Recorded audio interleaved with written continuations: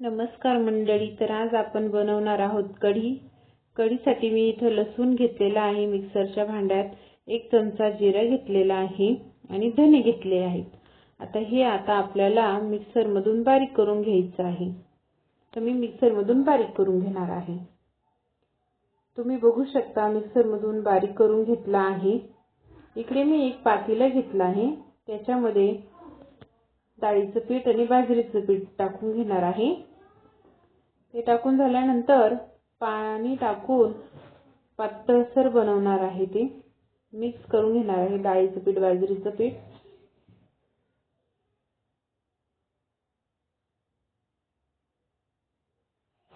असं सगळं मिक्स करून घ्यायचं। मिक्स झाल्यानंतर त्याच्यामध्ये इकडे मी ताक नसल्यामुळे दह्याचंच ताक बनवून घेतलं आहे। तर ते मी आता त्या पिठामध्ये ओतून घेणार आहे आणि पुन्हा दोघं मिक्स करणार आहे, पीठ आणि ते, त्याच्या गठोळ्या राहू नये म्हणून। तर इकडे मी फोडणीला लाल मिरच्या, कोथिंबीर आणि कढीपत्ता घेतला आहे। गॅसवर मी पातेलं ठेवलेलं आहे। आता पातेल्यात मी तेल टाकून घेणार आहे। तेल टाकून झाल्यानंतर त्याच्यात मी आता जिरे टाकणार आहे। मस्त पातेलं असं तापलेलं आहे, म्हणजे तेल तापलं की फोडणी मस्त बसते। ते बघा, जिरे टाकले मी, आता मोहरी टाकली, इकडे मी आता लाल मिरच्या टाकून घेणार आहे। लाल मिरच्या टाकायच्या। लाल मिरच्या टाकून झाल्यानंतर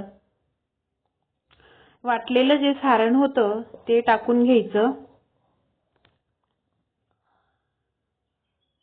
लसूण, जिरे आणि धने ते मस्त बारीक केलेलं होतं, ते आता मी फोडणीत टाकलेलं आहे। त्याच्यानंतर कढीपत्ता टाकणार आहे। कढीला कढीपत्ता हा लागतोच, मस्त लागते कढी, टेस्टी। आता याच्यामध्ये मी हळद टाकून घेणार आहे।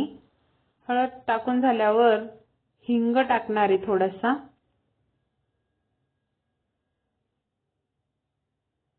आता याच्यामध्ये ताक टाकून घ्यायचं आहे। बाजरी आणि डाळीचं पीठ मिक्स केलेलं, माझ्याकडे ताक अवेलेबल नव्हतं म्हणून मी दह्याचंच ताक बनवलं आणि हलवायची ती पळीने कढी, कारण ते डाळीचं पीठ आणि बाजरीच्या पिठाने खाली गठोळ्या नको तयार व्हायला। आता आपण कोथिंबीर टाकून घ्यायची, पुन्हा हलवायची कढी।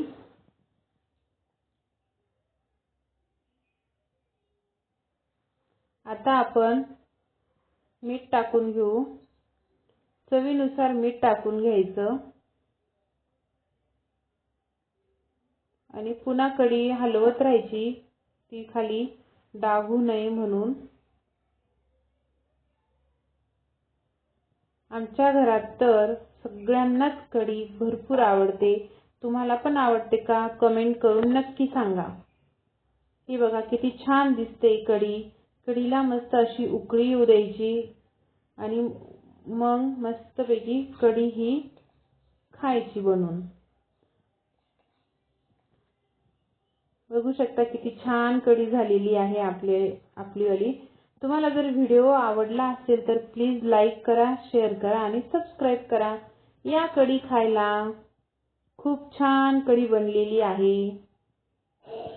प्लीज मी तुम्हाला पुन्हा एकदा सांगते, प्लीज माझा व्हिडिओ जर आवडला असेल तर लाईक करा, शेअर करा, सबस्क्राइब करा।